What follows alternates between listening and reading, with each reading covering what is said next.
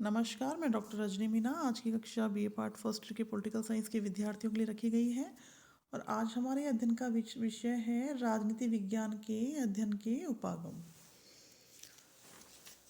यदि लेखक सिद्धांत निर्माण करता है तो उसे कोई ना कोई उपागम अपनाना पड़ता है और ये उपागम उसकी रचना को पढ़ने के बाद ही प्रकट हो पाता है कि रचनाकार ने कौन से उपागम को अपनी रचना को लिखते हुए इस्तेमाल किया है। राजनीतिक सिद्धांत को बनाने वाले लेखकों ने भी अपने अपने उपागम को अपनाए हैं, जिन्हें परंपरागत व आधुनिक दो दृष्टिकोणों में बांटा जा सकता है। पुराने लेखकों ने किसी एक विषय से अपना नाता जोड़ा और उसी विषय को केंद्रित करते हुए उन्होंने अपने सिद्धांतों की रचना की। जैसे प्लेटो एवं अरस्तु के विषय में हम देखें तो प्लेटो व अरस्तु दर्शन शास्त्र से जुड़े रहे। मैकियावली व बर्क इतिहास से जुड़े हुए थे। बोंदा व हाफ्स कानूनी दृष्टिकोण अपनाकर राज्य को एक कानूनी संगठन के रूप में देखते हैं। लेकिन कुछ ऐसे भी लेखक हैं जिन्होंने राज्य की संस्थाओं को देखा तथा उनकी तुलना करके सिद्धांतों का निर्माण किया। लास्की ने अमेरिकी एंड ब्रिटिश संविधानों की तुलना की और इसी को संवैधानिक उपागम कहते हैं। अब हम परंपरागत जो उपागम हैं उनके बारे में चर्चा करेंगे कि कौन कौन से उपागम हैं जो कि परंपरागत उपागम के अंतर्गत आते हैं। पहला है दार्शनिक उपागम। सिद्धांत निर्माता दर्शन शास्त्र के सूत्रों को आधार बनाकर जब सिद्धांत बनाता है तो उसे दार्शनिक उपागम कहते हैं। किंतु जो दार्शनिक उपागम है इनका सत्यापन नहीं किया जा सकता। दूसरा है ऐतिहासिक उपागम।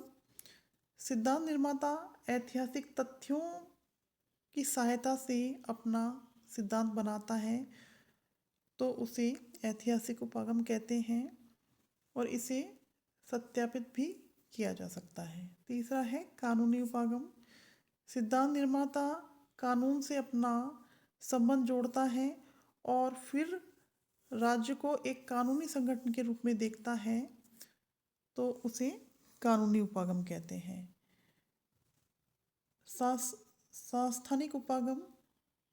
सिद्धांत निर्माता विभिन्न राजनीतिक संस्थाओं का अध्ययन करता है और उनकी तुलना करके कोई सिद्धांत बनाता है तो उसे सांस्थानिक उपागम कहा जाता है।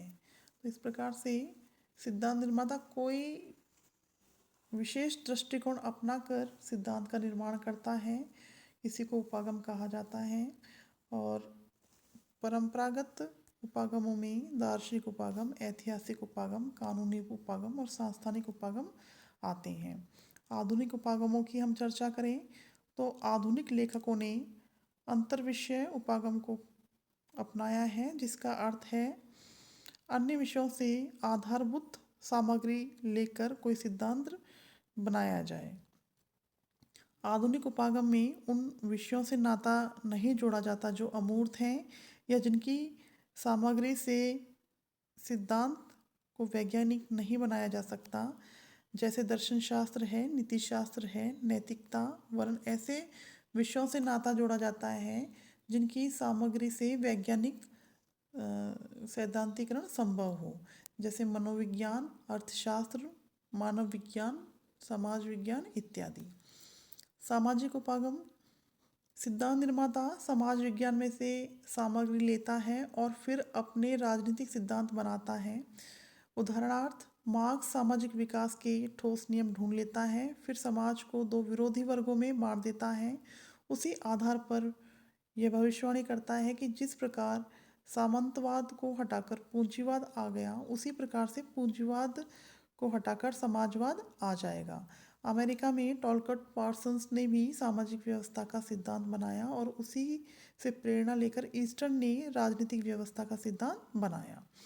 मनोवैज्ञानिक उपागम। यदि सिद्धांत निर्माता मनोविज्ञान से सामग्री लेता है और राजनीतिक सिद्धांत बनाता है तो उसे मनोवैज्ञानिक उपागम कहा जाता है। उदाहरण के लिए लोगों के विश्वास और अंधविश्वास होते हैं, उनके आधार पर उनकी आदतों व उनकी प्रवृत्तियाँ होती हैं, इसलिए वो भावनात्मक होते हैं। यही कारण है कि कुछ नारे अपने परिणाम दिखाते हैं और इंग्लैंड में जो खूनी क्रांतियाँ नहीं होती क्योंकि वहाँ के लोग रूढ़िवादी हैं, लेकिन भारत में राजनीति में जातिवाद या संप्रदायवाद देखा जा सकता है क्योंकि यहाँ के लोग अपनी जाति या संप्रदाय के प्रति अंधविश्वास रखते हैं। अमेरिका में लॉसवेल व डाहल ने मनोवैज्ञानिक उपागम का प्रयोग किया। व्यवस्थावादी उपागम और मार्क्सवादी उपागम। प्राकृतिक विज्ञानों में व्यवस्था उपागम 1920 के बाद बहुत लोकप्रिय हुआ। यह माना जाने लगा कि ज्ञान का विभागीकरण नहीं किया जाना चाहिए तथा समूची व्यवस्था का अध्ययन करना चाहिए। प्रकृति ने ऐसी व्यवस्था बनाई है जैसे सौर ऊर्जा, जैव वैज्ञानिक व्यवस्था आदि।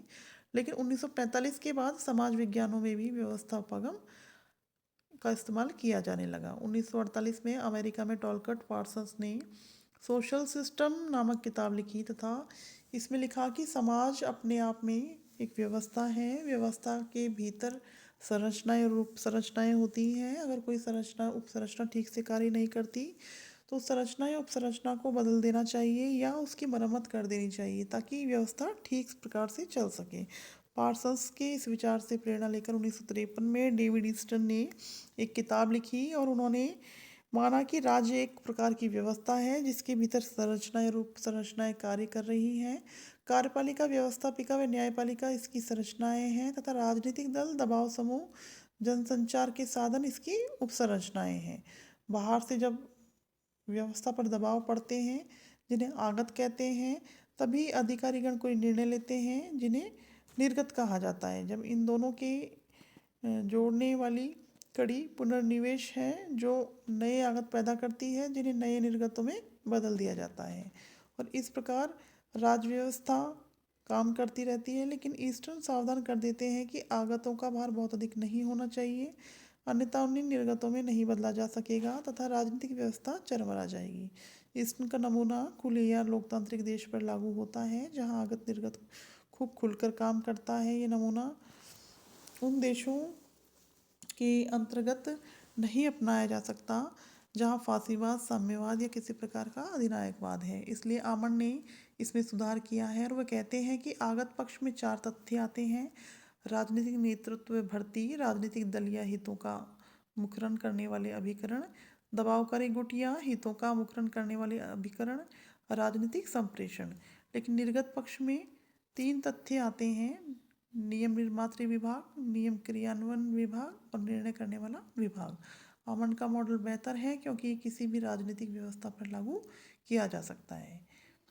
इसी प्रकार से हम देखते हैं कि मार्क्सवादी उपागम। 19वीं सदी में मार्क्सवादी चिंतन आया जिसने समाज विज्ञान के क्षेत्र में क्रांतिकारी परिवर्तन किए।